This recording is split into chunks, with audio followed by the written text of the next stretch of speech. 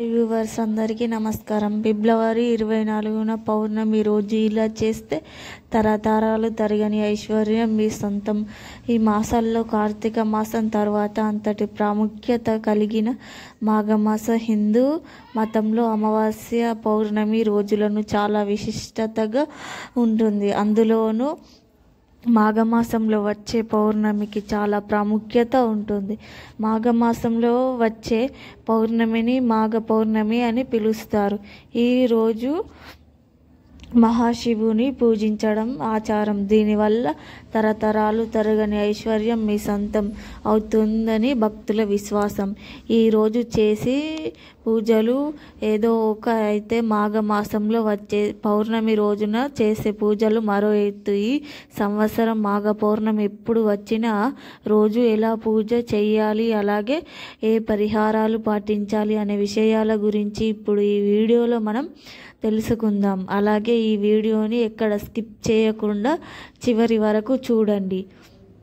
Hindu calendar ప్రకారం ఫిబ్రవరి 23న తేదీ మధ్యాహ్నం 3:33 నుంచి పౌర్ణమి ప్రారంభం. అలాగే ఫిబ్రవరి 24 తేదీ సాయంత్రం 5:59 వరకు ఈ పౌర్ణమి. కాబట్టి ఫిబ్రవరి 24న తేదీన మాఘ పౌర్ణమి జరుపుకోవాలి. ఈ సమయంలో చేసే పూజలు చాలా శక్తి ఉంటుంది.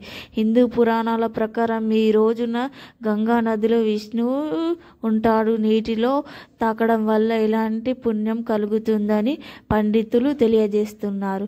అంతేకాకుండా ఈరోజు మీరు చేసిన పూజల వల్ల మీ కోరికలు ఖచ్చితంగా నెరవేరుతాయని చెబుతున్నారు. మాఘ పౌర్ణిమ రోజున దేవతలు అందరూ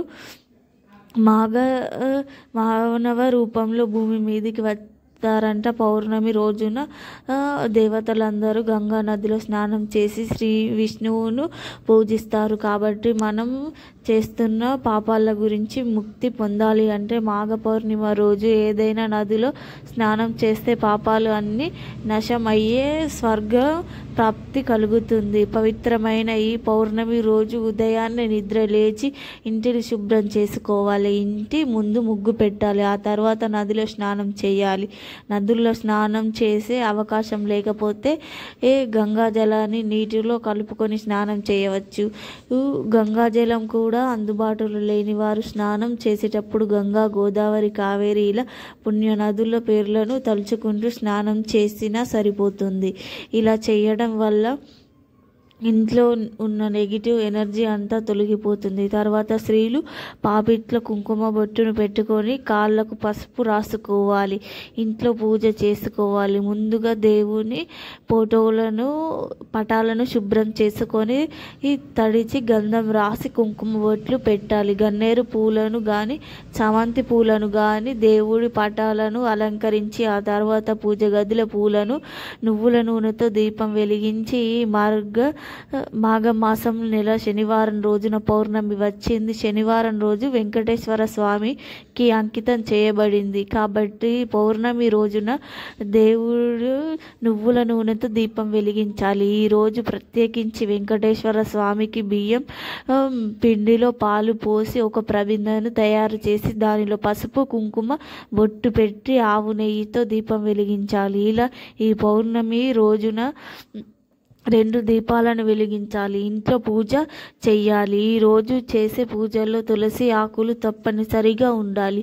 లేదంటే ఆ పూజ అసంపూర్ణంగా పరిగణించబడుతుంది. ఈరోజు ఇంట్లో పూజ చేసేటప్పుడు గాయత్రి మంత్రం లేదా ఓం నమో నారాయణ అనే మంత్రాన్ని 108 సార్లు జపిస్తే చాలా మంచిది. ఈ పౌర్ణమి రోజు ముఖ్యంగా విష్ణు, లక్ష్మీదేవిని పూజిస్తే సకల కోరికలు నెరవేరుతాయి. ఈ రోజున పూజ పుణ్యఫలం లభిస్తుందని శాస్త్రం చెబుతుంది. మాఘ పౌర్ణిమ రోజున ఉపవాసం ఉండడం వల్ల మన కోరికలు నెరవేరుతాయి. మాఘ పౌర్ణమి రోజున బ్రహ్మ ముహూర్తంలో స్నానం చేయాలి. ఆ తర్వాత సూర్య భగవానుడి మంత్రాలను జపిస్తూ నీటిని ఆద్యం వదలాలి.